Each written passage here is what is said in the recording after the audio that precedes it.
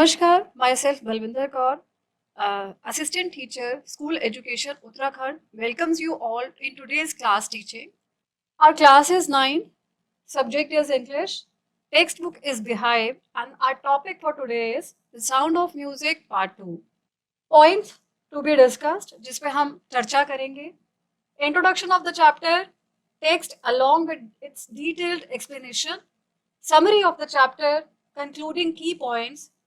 After that, hard words with their meanings and assignment or project for you. Introduction of the chapter. This chapter gives in brief the life story of great musician Bismillah Khan. He is a Shehnai maestro. It also tells us about the origin of the Shehnai. Bismillah Khan is one of the great personalities of Hindustani music.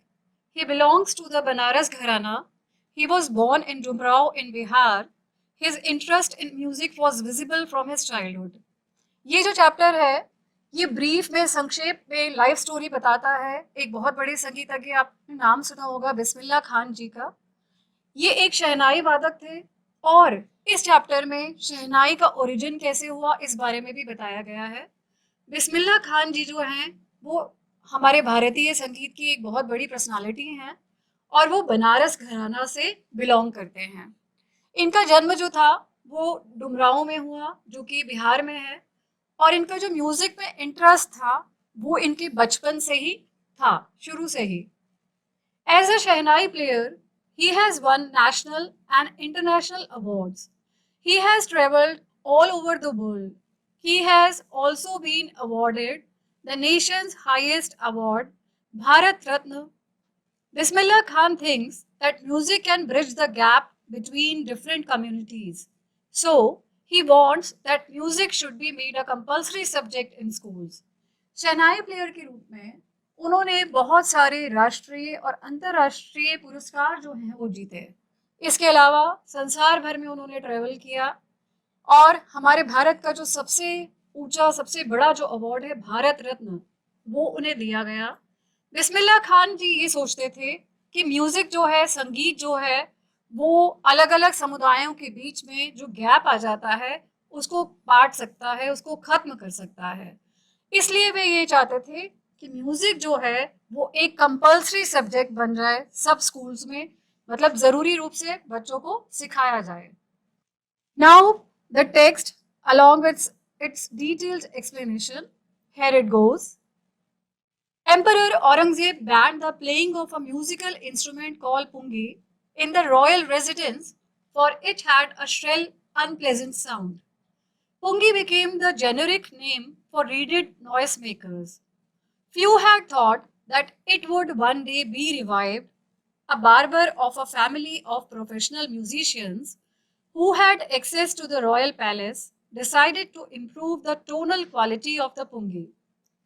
अब जो राजा थे औरंगजेब, उन्होंने अपने दरबार में एक instrument बजाया जाता था जिसका नाम था पुंगी. उसके बजाने पर बैन लगा दिया था क्योंकि उसकी जो आवाज थी, उसकी जो साउंड थी वो बहुत ही ज्यादा तीखी और अप्रिय थी, मतलब कानों को चुभती थी वो आवाज. और पुंगी जो है तो जितने भी एक सामान्य नाम पड़ गया, जितने भी रीडिड नॉइस मेकर्स होते थे, रीडिड होता है बच्चों जो गन्ने का या केन की इस प्रकार की छड़ी से जो जितने भी इंस्ट्रूमेंट्स बनाए जाते हैं तो उन सब का नाम पुंगी कहा जाता था. उसको एक सामान्य सा नाम सबको दे दिया गया था. अब कुछ लोग ये सोचते थे कि जरूर ये एक ना एक दिन रिवाइव होगा, दोबारा से सबके सामने आएगा. तो एक बार्बर था, नाई जिसको हम कहते हैं, वो प्रोफेशनल म्यूजिशियंस की फैमिली में से थे जो रॉयल पैलेस भी जाते थे, शाही महल तक उनकी पहुंच थी. तो उन्होंने ये डिसाइड किया कि क्यों ना इस पुंगी की जो टोनल क्वालिटी है, इसकी जो आवाज है, इसकी जो गुणवत्ता है उसे सुधारा जाए. He chose a pipe with a natural hollow stem that was longer and broader than the pungi and made 7 holes on the body of the pipe. उन्होंने एक पाइप चूज किया जो कि नेचुरल हॉलो था, खोखला था बीच में से और थोड़ा सा लॉन्गर था, ब्रॉडर भी था, चौड़ा भी था पुंगी से. उन्होंने उसके ऊपर 7 होल्स बनाए, 7 छेद किए उस पाइप में. When he played on it, closing and opening some of these holes, soft and melodious sounds were produced. अब जब वो उसे बजाते कुछ उस छेदों को बंद करते हुए, कुछ खोलते हुए उन होल्स को, तो बहुत ही एक सॉफ्ट सी और मेलोडियस मीठी सी जो आवाज थी वो उसमें से प्रोड्यूस होती थी, निकलती थी। He played the instrument before royalty and everyone was impressed. अब उन्होंने उस इंस्ट्रूमेंट को शाही दरबार में बजाया और हर कोई उससे इम्प्रेस हो गया, प्रभावित हो गया।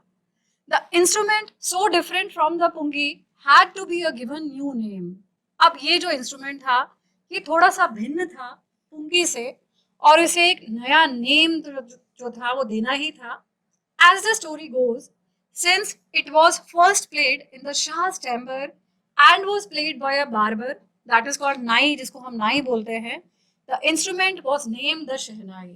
तो एक कहानी के हिसाब से जो कहानी जाती है, क्योंकि ये पहली बार शाह के दरबार में बजाया गया, शाह के चैम्बर में बजाई गई और इसे बजाई एक नाई ने, इसलिए इसका नाम शहनाई रख दिया गया। The sound of the Shahnai began to be considered auspicious, and for this reason, it is still played in the temples and is an indispensable component of any North Indian wedding. इसकी जो शहनाई है, शहनाई की जो sound है, जो आवाज है, उसे शुरू में बहुत ही ऑस्पिशियस समझा जाने लगा। ऑस्पिशियस होता है शुभ, बहुत ही शुभ माना जाता था इसकी आवाज को, और इसीलिए ये आज तक मंदिरों में और किसी भी हमारे उत्तर भारत की जो शादियां होती हैं उसमें एक इंडिस्पेंसिबल अपरिहार्य कंपोनेंट समझा जाता है, जिसे कि हम निग्लेक्ट नहीं कर सकते हैं। In the past the shehnai was part of the नौबत और traditional ensemble of 9 instruments found at royal courts. पहले क्या होता था, शहनाई जो था सिर्फ राजा के दरबार में या एक परंपरावादी रूप में बजाया जाता था, या फिर जो 9 इंस्ट्रूमेंट्स होते थे रॉयल कोर्ट्स में सिर्फ उनमें से एक था। Till recently it was used only in the temples and weddings, और तब तक यह सिर्फ मंदिरों में और शादियों में बजाया जाने लगा। The credit for bringing this instrument on to the classical stage goes to Ustad Bismillah Khan, और इस इंस्ट्रूमेंट को सबके सामने शास्त्रीय संगीत के स्टेज पर लाने का जो श्रेय है वो जाता है उस्ताद बिस्मिल्लाह खान जी को। As a 5-year-old, Bismillah Khan played gilli डंडा near a pond in the ancient estate of Dumrao in Bihar. He would regularly go to the nearby Biharji temple to sing the Bhojpuri Chaita, at the end of which he would earn a big laddu weighing 1.25 kilogram, a prize given by the local Maharaja. जब ये 5 साल के थे, बिस्मिल्लाह खान जी जो थे वो गिल्ली डंडा खेला करते थे डुमराव, जो कि उनका गांव था, बिहार में है, वहां पे एक पॉन्ड के आसपास।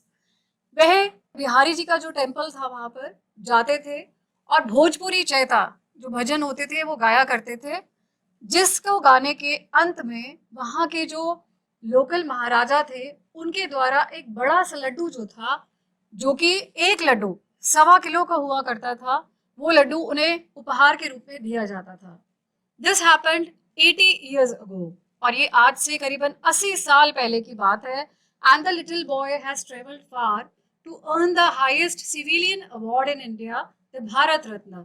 और ये जो छोटा सा बच्चा था, इसने देखिए उस लड्डू से लेकर के कितनी लंबी यात्रा करी कि जो भारत के सबसे बड़े सिविलियन अवार्ड भारत रत्न को प्राप्त किया। Born on 21st March 1916, Bismillah belongs to a well-known family of musicians from Bihar. His grandfather, Rasool Baksh Khan, was the Shehnai Nawaz of the Bhojpur king's court.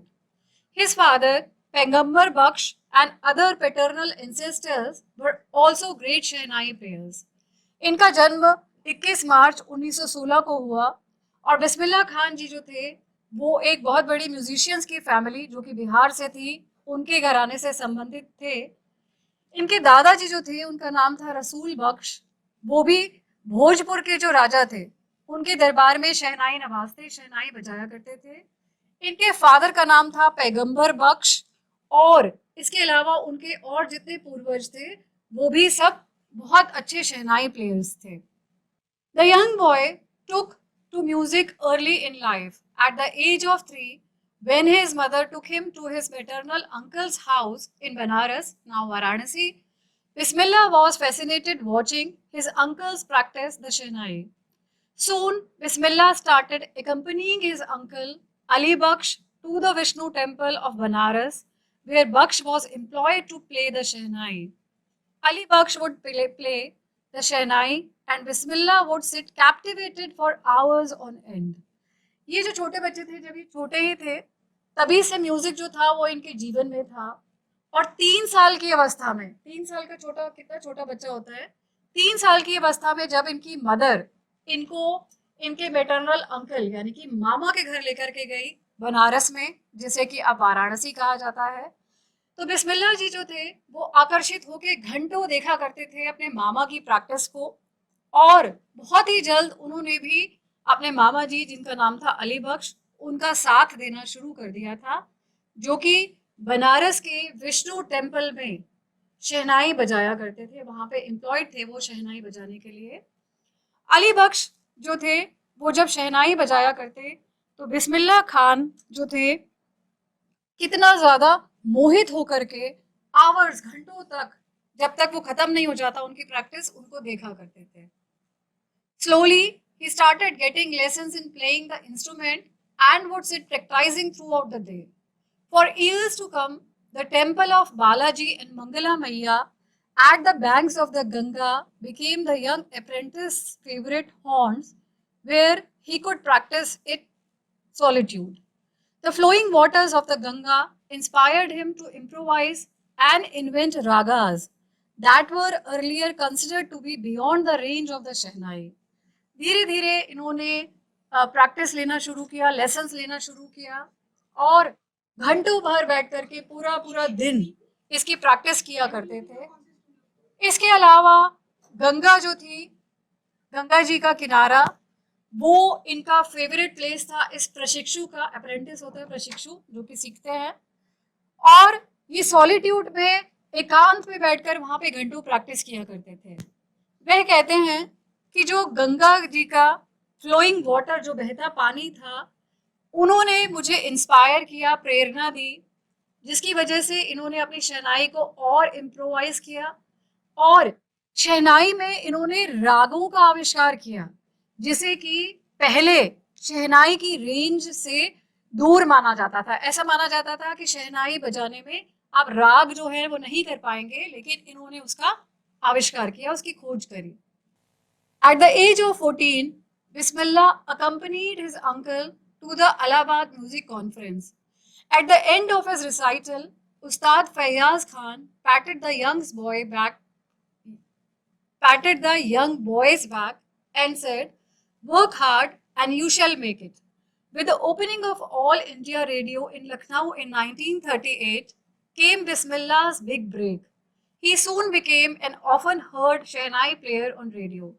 जब इनकी एज 14 साल की थी तो बिस्मिल्लाह खान जो थे वो अपने मामा जी के साथ इलाहाबाद में एक जो म्यूजिक कॉन्फ्रेंस हुई वहां पर गए, और जब इन्होंने वहां पे अपना वो खत्म किया तो उस्ताद फैयाज खान जो थे उन्होंने इस बच्चे की पीठ थपथपाई और कहा कि कठिन मेहनत करो, तुम जरूर एक ना एक दिन बहुत बड़े बन जाओगे।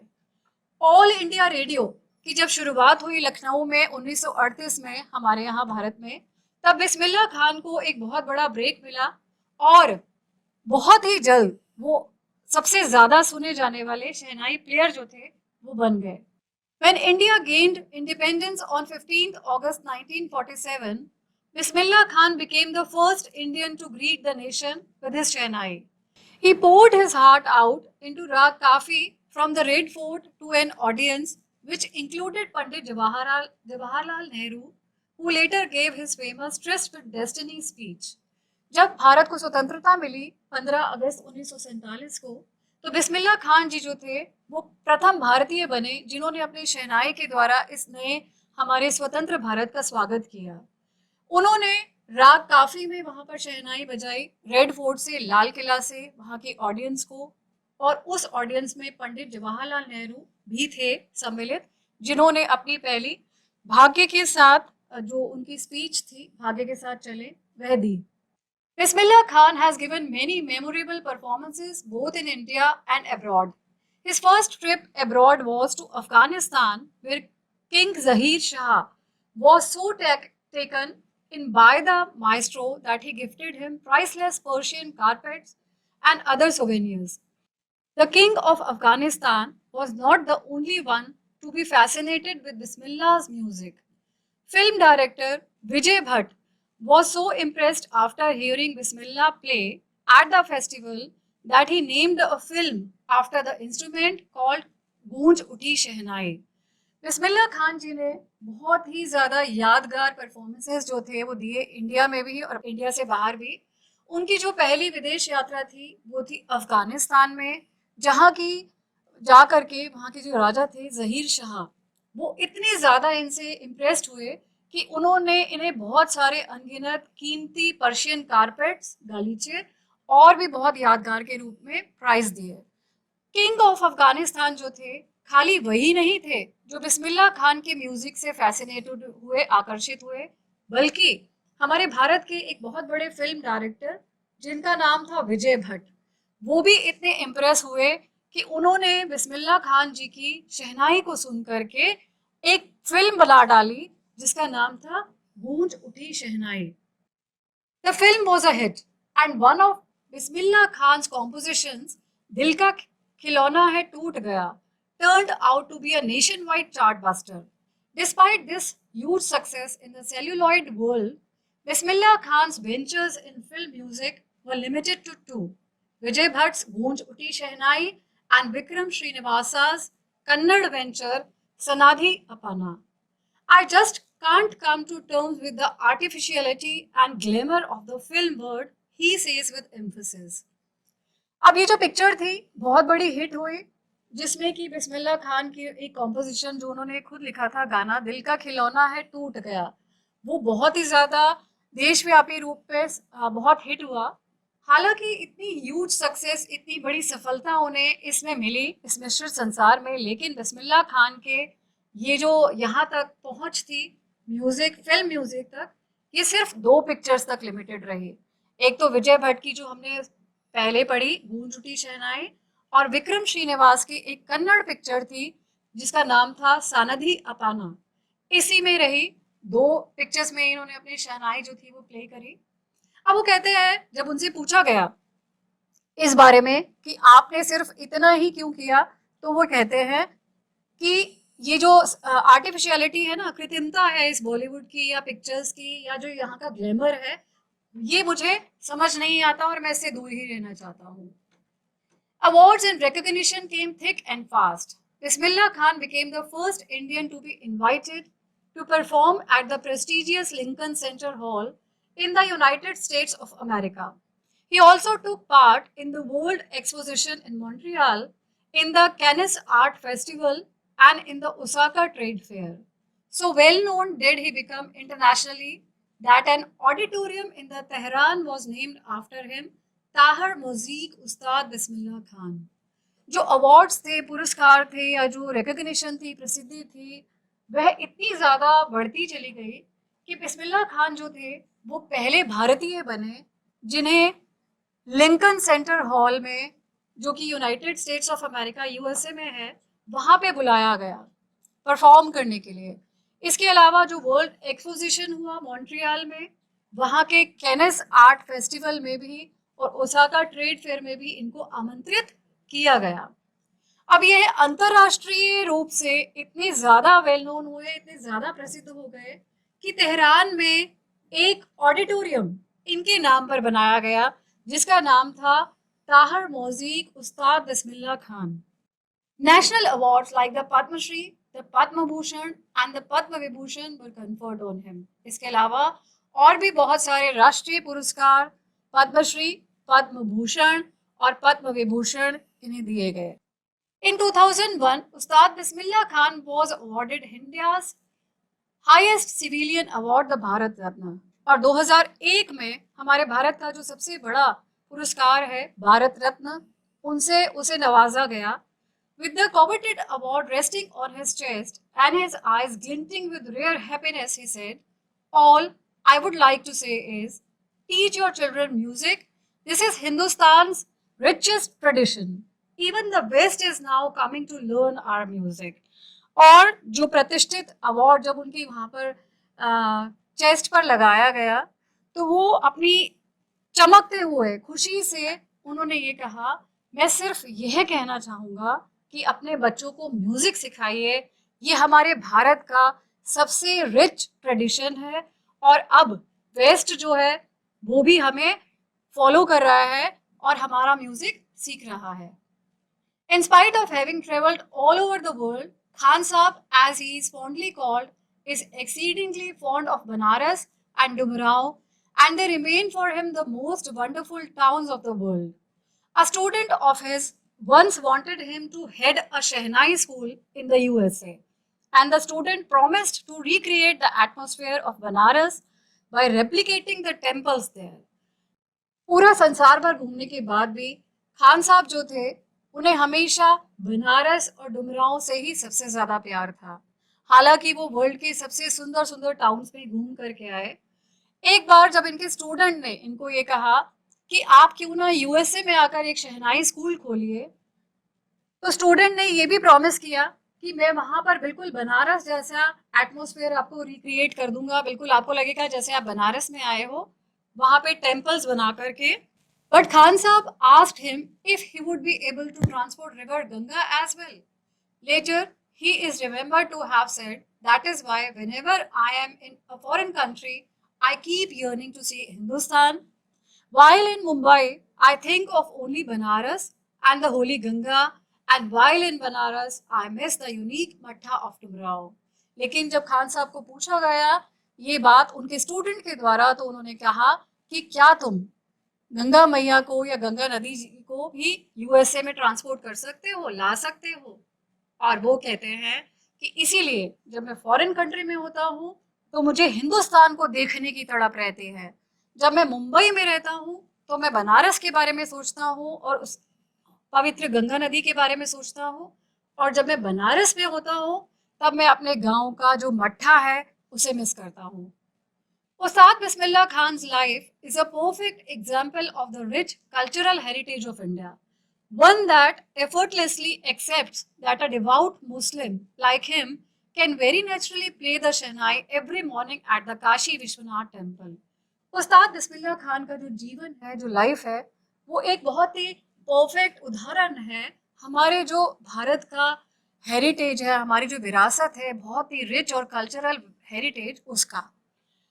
क्या हम ये एक्सेप्ट कर सकते हैं कि एक मुस्लिम व्यक्ति जो कि बहुत धार्मिक है अपने धर्म के प्रति, वो नेचुरली स्वाभाविक रूप से शहनाई को प्ले करते हैं हर सुबह, वो भी काशी के विश्वनाथ मंदिर में? ये एक बहुत बड़ी बात है जो कि हमारे भारत, हमारे देश की अच्छाइयों को, जो हम कहते हैं यूनिटी इन डाइवर्सिटी, उसको दर्शाता है। After reading the text summary, here it goes. The second section is about Bismillah Khan, who introduced the Indian music industry to Shehnai. He grew up in a musical family and began learning music at a young age. He performed at numerous events and programs and was the only person invited to play Shehnai in Red Fort. अब ये जो sound of music का जो second section है, first section में तो हमने Evelyn Glenny के बारे में पढ़ा था, इसमें बिस्मिल्लाह खान जी के बारे में हमने पढ़ा जिन्होंने भारत में म्यूजिक इंडस्ट्री में शहनाई को इंट्रोड्यूस किया, यानी कि क्लासिकल स्टेज पे जो लाने का श्रेय है शहनाई को, वो इन्हें ही जाता है। इन्होंने बहुत ही यंग एज में म्यूजिक सीखना शुरू कर दिया था और बहुत सारे इवेंट्स जो और प्रोग्राम्स जो थे इन्होंने परफॉर्म किए, ना कि भारत में बल्कि अब्रॉड में भी। और रेड फोर्ट में जब भारत को स्वतंत्रता मिली, लाल किले पर इनको शहनाई प्ले करने के लिए भी बुलाया गया। He was awarded the Padmashri, Padma Bhushan, Padma Vibhushan and Bharat Ratna. ये सारे पुरस्कार जो हैं ये इन्हें दिए गए, जिनमें पद्मश्री, पद्म भूषण, पद्म विभूषण और भारत रत्न सम्मिलित हैं। And he took shehnai to an international level, और अंतरराष्ट्रीय स्तर पर भी ये इसे लेकर के गए। In Tehran he also has an auditorium named after him, और तेहरान में इनके नाम पर एक ऑडिटोरियम बनाया गया। The author of this story tells us about two prominent musicians' contributions to the world of music. और इस चैप्टर के जो राइटर हैं द साउंड ऑफ म्यूजिक के, वो हमें दो बहुत बड़े म्यूजिशियन, संगीतज्ञों के जीवन के बारे में बताते हैं जिन्होंने अपना बहुत बड़ा योगदान संगीत के क्षेत्र में दिया। After reading the summary, now concluding की पॉइंट्स, हमने जो सीखा या जो मेन पॉइंट्स हैं इस चैप्टर के, वो आपके सामने है स्क्रीन पर। शहनाई replaced पुंगी which had a shrill unpleasant sound. शहनाई ने पुंगी का स्थान लिया जिसकी आवाज बहुत ही ज्यादा तीखी सी थी। पुंगी's tonal quality was improved by a nai of Shah chamber, hence it was named as शहनाई। पुंगी की जो टोनल क्वालिटी थी, वॉइस जो थी, साउंड जो थी, वो एक नाई ने इम्प्रूव करी, शाह के दरबार में बजाया, इसलिए इसका नाम शहनाई रखा गया। Ustad Bismillah Khan is a shehnai maestro, ये बहुत बड़े संगीतज्ञ थे, शहनाई के, बजाते थे बहुत अच्छा। Bismillah Khan took to music early in life when he was 3 years old in the company of his maternal uncle. अपने मामा जी के साथ 3 साल की अवस्था में ही इन्होंने म्यूजिक को अपना जीवन जो था अपने जीवन में ले आए थे और उनके साथ घंटों बैठ करके प्रैक्टिस किया करते थे। He used to sing Chaita in Bihari Ji temple and practicing Shehnai in Vishnu temple and Mangala Maiya temple of Varanasi. Bihari ji के टेम्पल में ये चैता जो था भजन वो गाया करते थे और विष्णु टेम्पल और मंगला मैया के टेम्पल जो कि वाराणसी में है वहां पे बैठ करके शहनाई की प्रैक्टिस किया करते थे। His life is a source of simplicity and communal harmony. इनका जो जीवन था वो एक सादा जीवन था और समुदाय में भी बहुत अच्छा प्यार फैलाया करते थे। Bismillah Khan got his big break with the opening of All India Radio in Lucknow in 1938। इनको सबसे बड़ा ब्रेक जो मिला शहनाई का सब लोगों के सामने आने का, वो मिला जब 1938 में लखनऊ में ऑल इंडिया रेडियो की स्थापना हुई। He also played shehnai on 15 August 1947 from Red Fort in presence of Pandit Nehru, और 15 अगस्त 1947 को पंडित नेहरू जी के सामने इन्हें शहनाई बजाने का मौका दिया गया। Bismillah Khan gave many memorable performances both in India and abroad. इसके अलावा इन्होंने बहुत ही यादगार परफॉर्मेंसेस जो थे वो भारत में और भारत के बाहर दूसरे देशों में भी दिए। He also gave music in 2 movies, गूंज उठी शहनाई एंड सानधी अपाना। 2 पिक्चर्स जो कि गूंज उठी शहनाई और एक जो कन्नड़ पिक्चर थी, इसमें भी इन्होंने संगीत दिया। He was so fond of his motherland India, Banaras and the Holy Ganga that he refused an offer to be the head of Shehnai school in USA. इन्हें अपने भारत, अपने देश से, अपनी मातृभूमि से इतना प्यार था कि इन्होंने अपने एक स्टूडेंट का ऑफर भी ठुकरा दिया जो कि चाहता था कि यूएसए में एक शहनाई स्कूल खोला जाए। In 2001, Ustad Bismillah Khan was awarded India's highest civilian award, the Bharat Ratna, और 2001 में इन्हें भारत का सबसे बड़ा सम्मान जो था भारत रत्न वो दिया गया। Here are some hard words along with their meaning for you. Banned, prohibited, निषेध जिसको बैन कर दिया जाता है। Shrill, very sharp, तीखा। Unpleasant, something that you dislike, कुछ ऐसा जो आपको नापसंद हो। Generic name, a name given to a class or group as a whole. Generic name means that the scientific name or a broad classification of something. जब हम किसी एक प्रजाति को एक सामान्य सा नाम दे देते हैं उसे कहते हैं generic name. Reeded, wind instruments which have reeds like the flute and the clarinet etc. Reeded होता है बच्चों वो wind instruments जो कि बांसुरी की तरह, फ्लूट की तरह, जो अंदर से खोखले होते हैं, उन्हें बनाया जाता है। Revived, brought back to life, जिसे दोबारा से पुनर्जीवित जिसे हम कहते हैं किया जाता है। टोनल क्वालिटी, साउंड, आवाज। हॉलो, एम्प्टी फ्रॉम इनसाइड, जिसे हम खोखला कहते हैं। Auspicious, promising to bring good fortune, शुभ जिसे माना जाता है। कैप्टिवेटेड, अट्रैक्टिव, मोहित हो जाना। On end, for a very long time without stopping और कंटिन्यूसली, यानी कि निरंतर रूप से बैठे रहना काफी देर तक। अप्रेंटिस, ट्रेनी जिसे हम प्रशिक्षु कहते हैं। Haunt, a place you like to come where you like to visit many a times a day, एक ऐसा स्थान जहां पर आप बार बार आना चाहते हैं। सॉलिट्यूड, बीइंग अलोन या सिंगल, एकांत में रहना। Recital, performance. Points we discussed, जिस बिंदुओं पे हमने चर्चा की है इस पार्ट में, इस क्लास में। Introduction of the chapter, text हमने पढ़ा है उसकी एक्सप्लेनेशन के साथ। समरी हमने पढ़ी है। कंक्लूडिंग की पॉइंट्स वी हैव सीन, जिसमें मेन बिंदु जो है इस पार्ट के वो आए हैं। उसके बाद कुछ हार्ड वर्ड्स थे, वोकैबुलरी ड्रिल आपको दी गई जिसमें कुछ शब्दों के मीनिंग्स थे। और एक होमवर्क, एक प्रोजेक्ट जो है वो आपको दिया गया है करने के लिए। I hope you have understood the chapter completely. आपको ये दोनों भाग जो है अच्छे से समझ में आ गए होंगे। Thank you.